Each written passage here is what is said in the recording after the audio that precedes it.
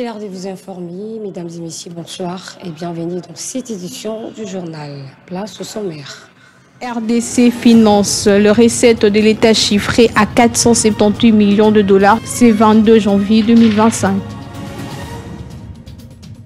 Gouvernorat Kinshasa, le gouvernement provincial décide de mettre fin à la multiplication des garages pirates.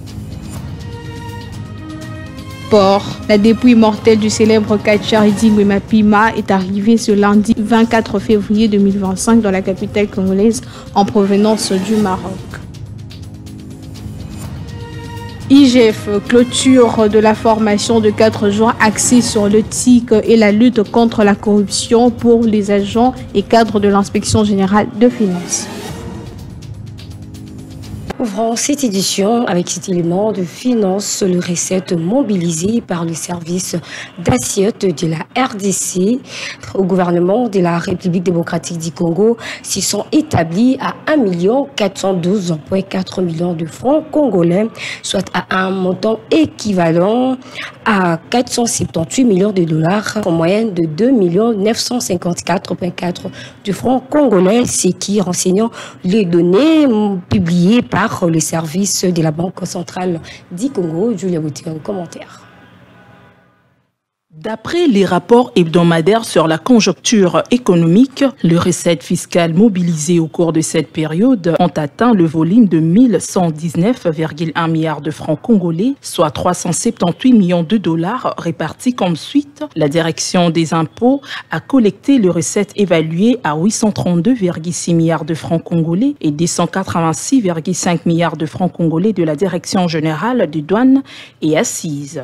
Les recettes non fiscales, encadrées par la Direction générale de recettes administratives, judiciaires, domaniales et de la participation des DGRAD, se sont établies à 171,2 milliards de francs congolais. En ce qui concerne les dépenses publiques, le service de la Banque centrale du Congo indique que les dépenses publiques ont été exécutées à hauteur de 1273,3 milliards de francs congolais, dont 855,1 milliards de francs congolais affectés aux dépenses courantes et 259,1 milliards de francs congolais orientés vers les dépenses en capital. En 2025, la modernisation de la gestion de finances publiques devrait se poursuivre en mettant l'accent sur la mobilisation accrue de recettes intérieures et le respect de la chaîne de la dépense.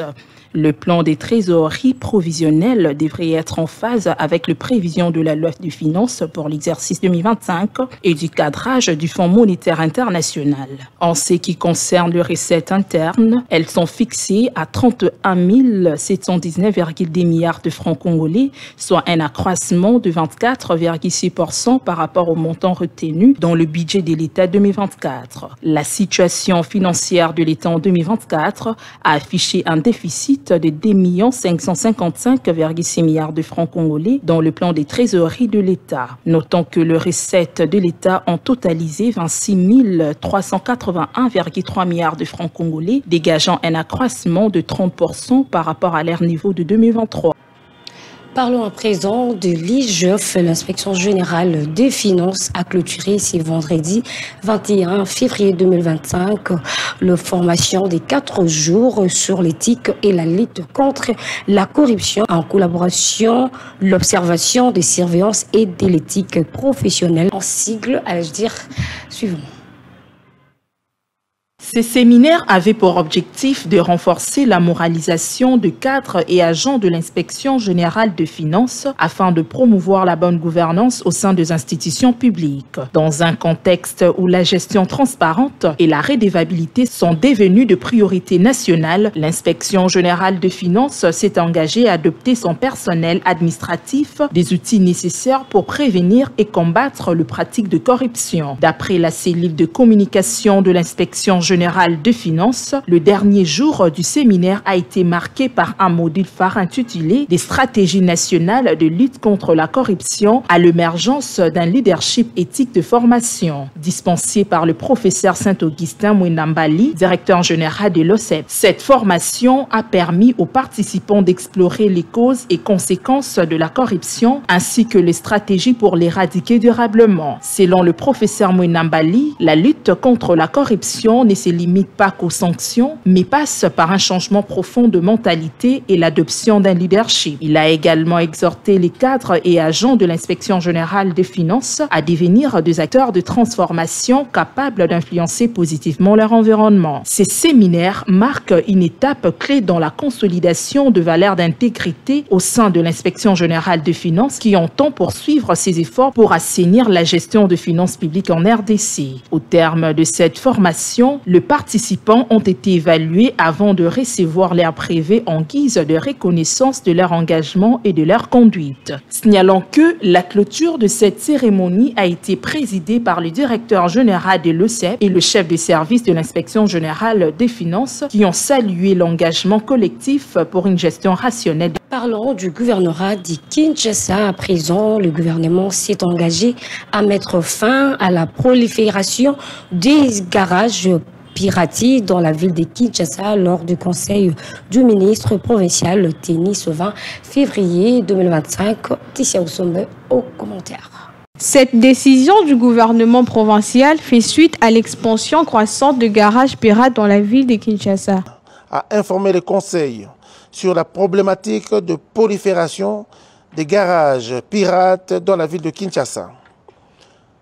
Depuis un temps, il a été constaté, contrairement au nombre de 69 garages officiellement reconnus par ces services, un accroissement exponentiel de ces lieux de réparation s'est fait remarquer avec regret.